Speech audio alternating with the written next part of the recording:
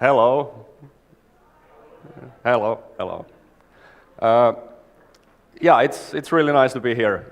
This is my first Casual Connect ever, so it's really nice to see what's kind of happening here.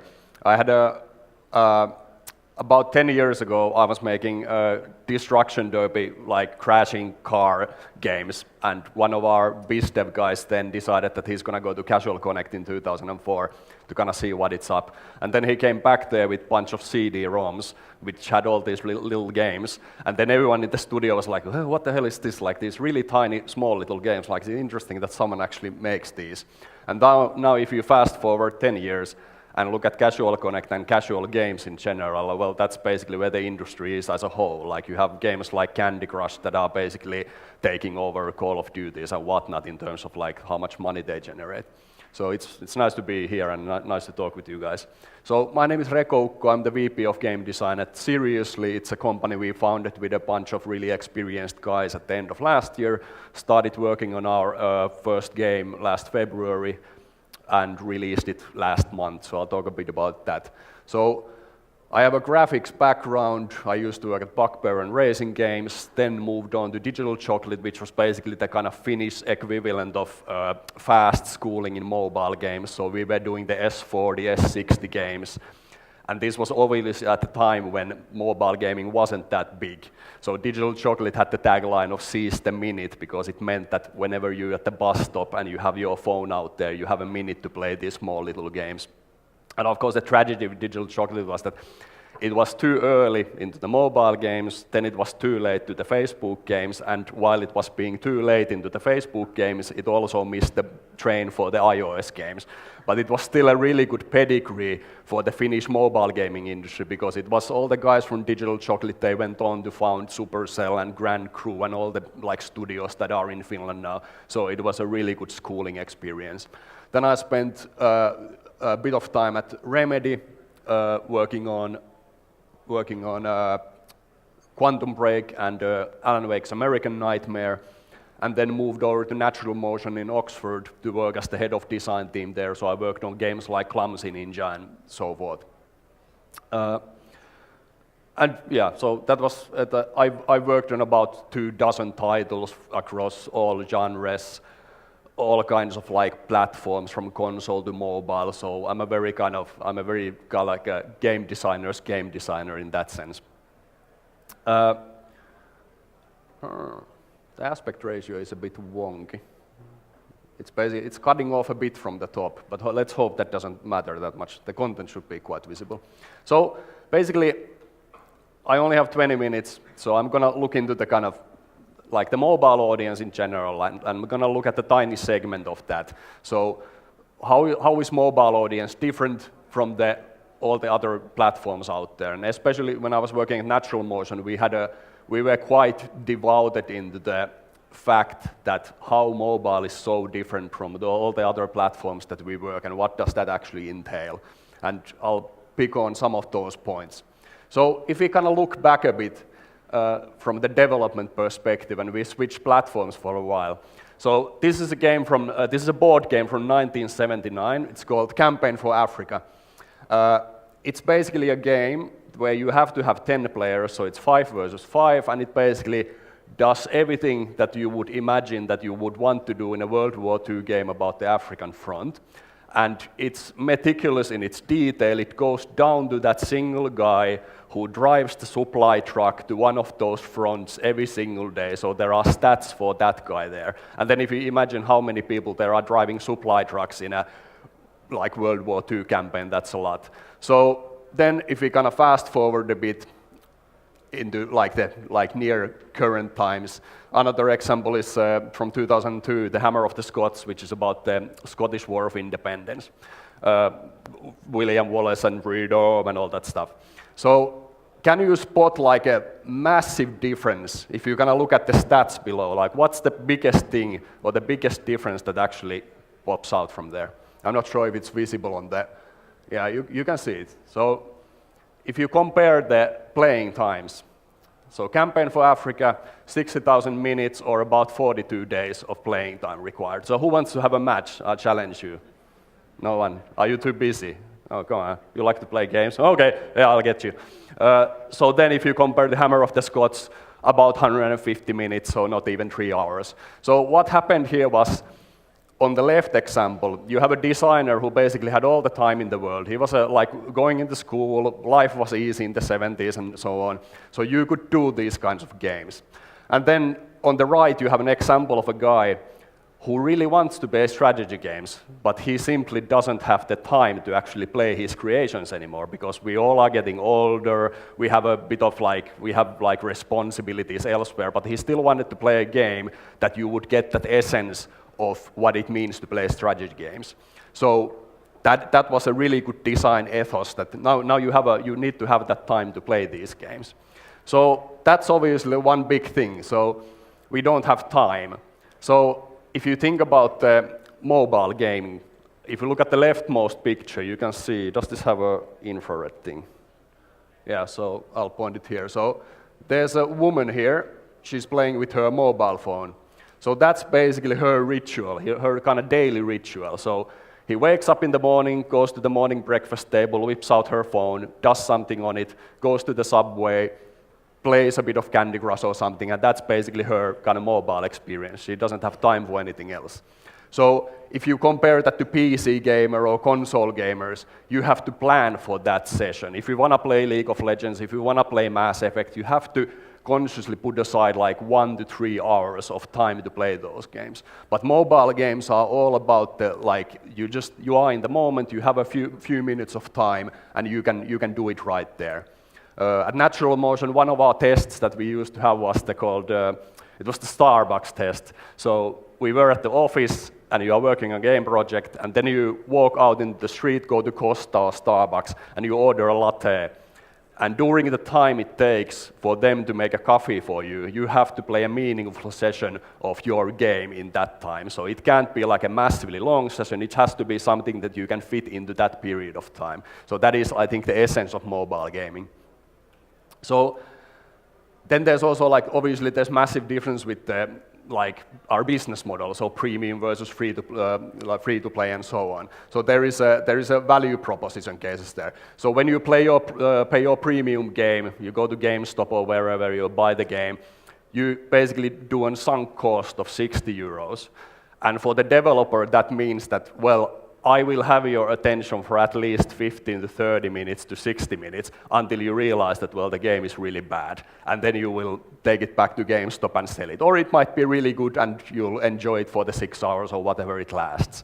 So that's the advantage that the premium has. So you have an upfront payment, so you're kind of committed to playing it or enjoying it regardless of how bad it is for a while. Also, the audience profile has changed massively. So there was the saying back in the day that there is an average gamer. So we make our games for the average gamer. And that obviously is not true anymore, because every one of you guys has this thing in their pocket. Every one of your family members has this one. So even as a regular family, you might have one PC at home, but there's probably like 3 mobile phones at home. So just the amount of different types of people playing these games varies quite a lot. And the fact that the audience is so large actually means that you can actually quite well decide what kind of audience you are actually trying to get. And I think that is more important than ever. So I had a friend in London who actually had this idea that she was taking her daughter into a ballet practice like every Friday or whatever, and then she came and pick her up. And she always came there like 15 minutes before the ballet practice ended, and he went into this room. The room was full of guys, all wearing suits, and they were sitting down, and they were playing some crappy solitaire game or something. And he had this idea that, man, there has to be something better that these guys could be playing. So I want to make a game for the busy dads. So he was he didn't go for it, but I thought it was a nice idea that you you see this segment of people that, yeah, I really want to make a game for the busy dads.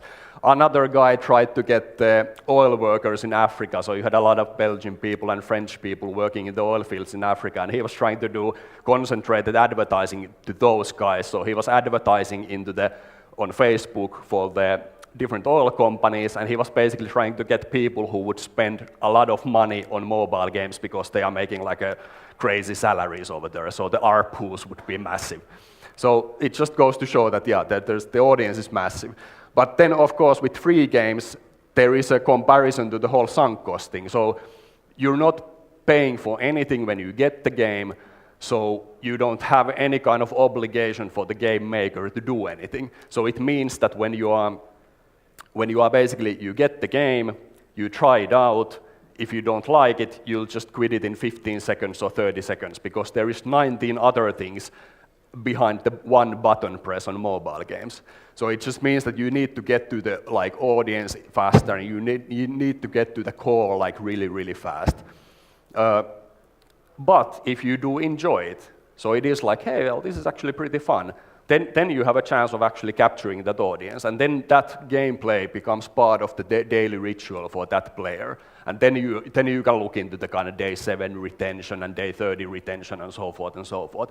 But it's important to understand the moments we get into these games.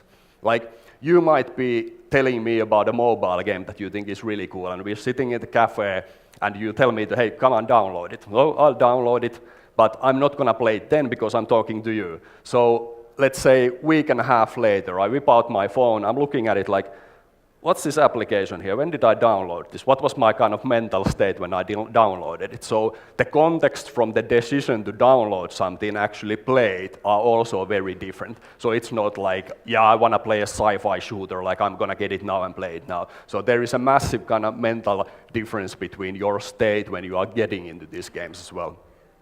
So what can you actually do? So I think in general, there are these different angles of attack you take. So accessibility is obviously one. So something where you can get to the meat in about 10 or 15 seconds. So even loading times are a massive killer on mobile. So if it loads long time, that is a problem. There is a massive drop-off from that. Then there is the product design itself. So, well, Candy Crush, everyone knows that. But for example, Quiz App, I think there's a guy coming to talk about Quiz App after this one. So I built you a segue here. So Quiz App is a massively nicely designed product just for mobiles. You couldn't do it better on any other platform. It's just excellent. Then quality is another aspect. So I worked at Clumsy Ninja on Natural Motion, and we did CSR racing, and those were basically games where quality was the priority thing, like nothing else mattered except the quality. And that is important for the first, let's say, 20 seconds of gameplay. If it wows you, then it's like, holy shit, this is really good. And that's really important. And another one which you can really abuse is the kind of depth and breadth of gameplay. So basically breadth of different game features and the depth of how deep you can go into them. If you basically have a massive depth and breadth and you introduce it all at once, you can call that game a hardcore game, in my opinion. But if you introduce a small amount of breadth and a bit of depth, and then as the game goes on, you kind of enlarge it, then that's called learning. So your skills get better, and you feel really good about yourself. You are learning these new abilities in the game. Another one of my favorite topics is the fantasy of the familiar. So this is a game we did at Digital Chocolate. It was the first Facebook free-to-play game we ever did at Digital Chocolate. And you can kind of imagine that it obviously has to be a bit of a learning experience because no one knows anything about free-to-play. This was around 2008 or something like that. So the concept was simple. Take Farmville, retheme it, and publish it. So take Farmville, so copy it, and just make it prettier with a different theme. So obviously in Farmville, the idea is that you put down the carrots, you wait a while, the carrots are grown, you pluck them up and you sell them, you add new carrot seeds or potato seeds and so on. The concept with this one, Safari Kingdom, was that you are building a conservation safari. All the animals in the game are hatched from eggs. So even if it's an elephant, it comes from an egg, believe it or not. When the egg hatches, a really, really cute-looking baby elephant emerges, or a baby tiger or whatnot, and then you nurture it, you grow it, you give it food, and it grows and grows and grows. And then you have an adult elephant, and what do you do next? It's wildlife conservation, so you set it free.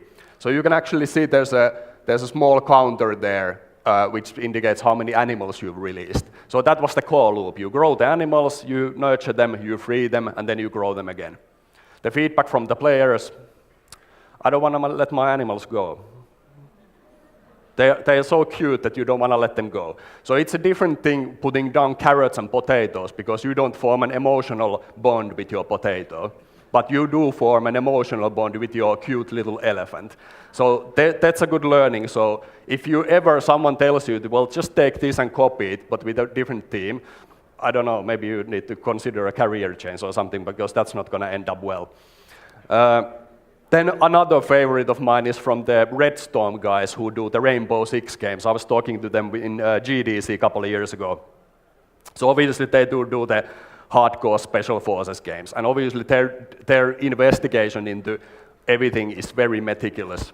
So they basically talk with the real guys who do the job, the special forces guys. All of them are called John for apparent reason because they can't give out their IDs.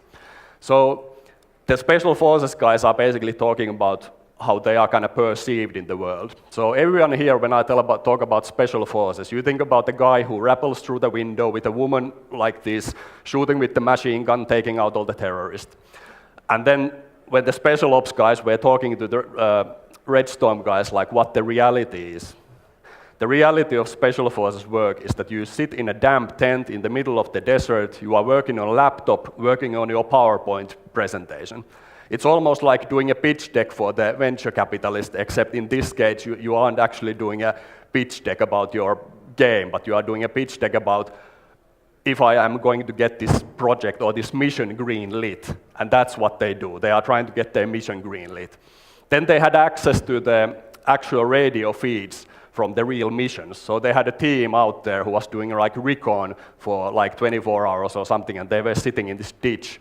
And out of the radio silence emerges a voice, which basically says like, I wish I was back at the base playing Call of Duty. So what you think as a reality is a fantasy, but what the reality actually is boring. So if I tell you fireman, all of you know what a fireman does. So if I make a game about firemen, your mental image of firemen actually helps me with the tutorial because you guys already know that you probably get an alarm and then you need to go out and put out the fire. So the fantasy of the familiar in everyone's minds is constantly changing. Like, for example, nowadays everyone knows what a fashion blogger does or what's a reality TV series. So if you make a game based on fantasy of the familiar, it helps you with the onboarding process. So it's kind of like, okay, so this game is about firemen. So you get to the game a lot faster. So that's really important in the kind of mobile market area. When you want to get the players into the game fast, you want them to understand things really fast. So you have to kind of know your audience. What is the audience? Where do they play these games? What do they play? When do they play? And knowing your audience kind of determines what kind of a game you should be making instead of what you as a person would like to make. But there is a difference. So don't make a game that only you want to play, because most likely no one else wants. Don't make a game about what the audience wants, because the audience doesn't really know what it wants. These are actually wise words from Christian Segerstrahl. So you should be doing something in between there. And you can, like nowadays, playtesting the games are really easy. So you can do the street test. So if you know your audience, like these are the people I want to make this game for, just take out the phone, go to the street, show it to the audience who you think is playing the game. Just show it to all those guys and see what they think. You can do focus tests. Those are not gospel though. There's a really good story about the Sony Walkman, like when they were developing that. So they brought in guys and then they gave them like a black and a yellow Walkman. And then they asked like, okay, which one of these Walkmans would you buy? And everyone voted like, yeah, I'm gonna buy the yellow one because yellow, that's cool. Everyone else does black, but you do yellow and I'm gonna buy the yellow. Sony thanked them for the visit and asked them that, hey, you can actually keep one of these Walkmans, just put the other one on the table as you go. Everyone in the focus group except one guy left the yellow Walkman onto the table.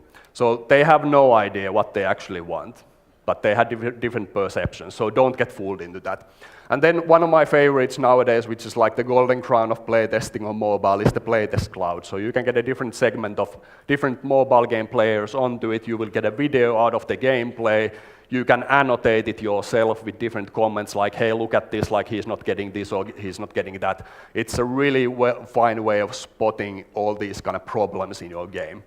And then one important thing is about like just knowing yourself, like why are you actually getting into this industry and why do you actually want to make mobile games? Are you really sure that the game you are making is actually fit for the mobile audience? Because have it or not, like she isn't going to play a deep hardcore strategy game if she doesn't have the time for it. But that can be okay, but just understand that making a game on mobile doesn't necessarily always mean millions of players.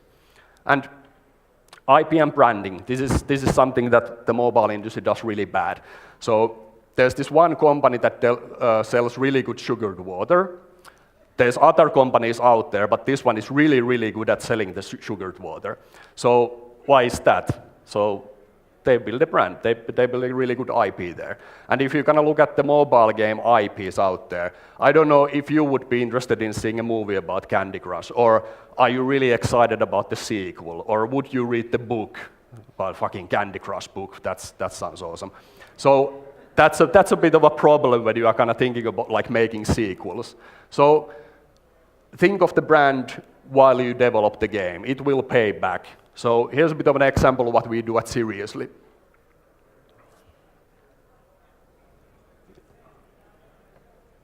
Except there's no... Oh.